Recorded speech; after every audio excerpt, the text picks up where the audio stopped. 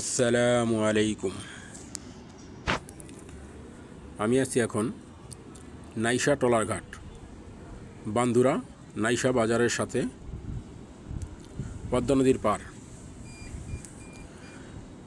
টলারে ফরিদপুর চর নন্দলালপুর যাব, তাই পদ্মা নদী পারাপার হব এখান থেকে।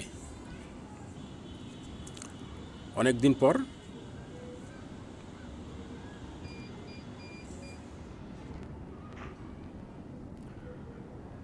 পদ্মা নদী পারাপার হচ্ছি। আমাদের ট্রলার ছেড়ে দিয়েছে।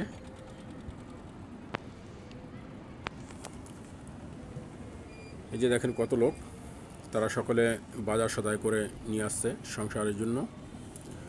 সকলেই কেনাকাটা করছে।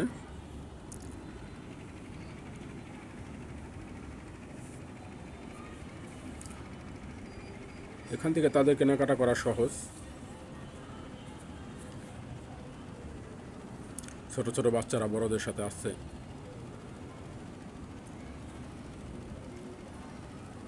নাইশা থেকে চরনন্দলালপুর যেতে নাকি বেশি সময় লাগে না। আমি জানি না কত মিনিট লাগে,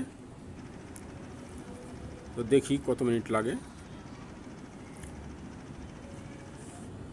কেউ মাছ ধরে, কেউ সাংসারিক কাজে আসছে, কেউ ডাক্তারের কাজে আসছে, বিভিন্ন প্রয়োজনে আসছে। কেউ মাছ ধরে মাছ বিক্রি করার জন্য আসছে, কেউ কৃষি পণ্য বিক্রি করার জন্য আসছে। পদ্মা নদীতে আজকে ঢেউ নেই, নদীটা নীরব। এরপরও ঢেউ হচ্ছে, ট্রলার দুলাচ্ছে।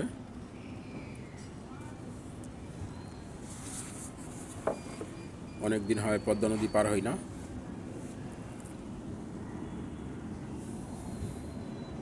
পদ্মা নদীতে ঢেউ হলে আমার ভালো লাগে, তবে অতিরিক্ত না।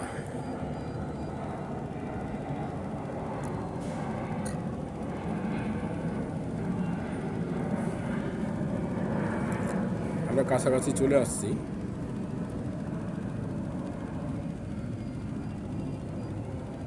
আর হয়তো বেশি সময় লাগবে না, ওই যে দেখা যায়।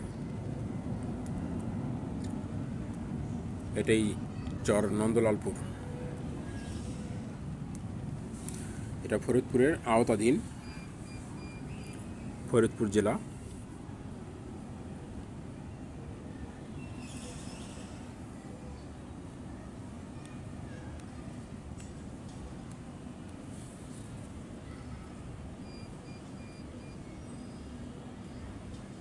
কাছাকাছি চলে আসছি। এখন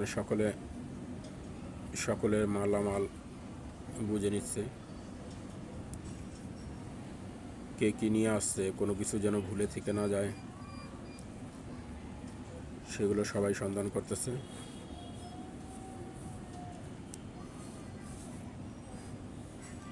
আমরা এসে গেছি। চরটা খুব সুন্দর,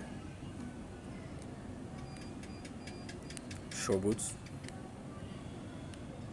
সুন্দর প্রকৃতি।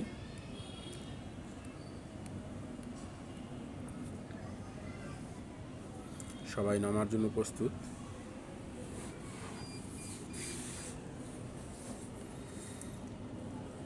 অল্প সময় লাগছে,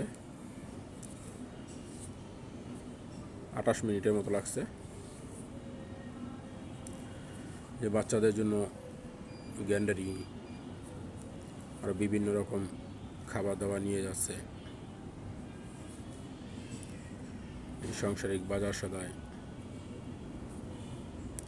পাঙাশ মাছ কিনছে, আরও বাজার সদাই করছে, হয়তো অন্য কোনো মাছ বিক্রি করছে বা অন্য কোনো কিছু বিক্রি করছে। সবাই অলরেডি নেমে যাচ্ছে।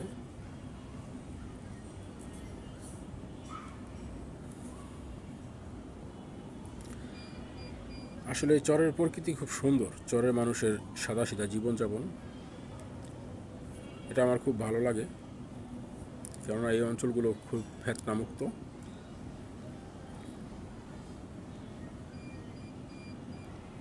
সবাই সাদাসিধা কাজ করে খায়, হালাল রিজিকের সন্ধানে থাকে, সবাই হালাল কামাই করে খায়। তো আমাদের জন্য দোয়া করবেন। আমিও দোয়া করি আল্লাহ সুবহানাল্লাহ তাআলা আপনাদের সবাইকে ভালো রাখুক এবং সুস্থতার সাথে জীবন দান করুক। আসসালামু আলাইকুম।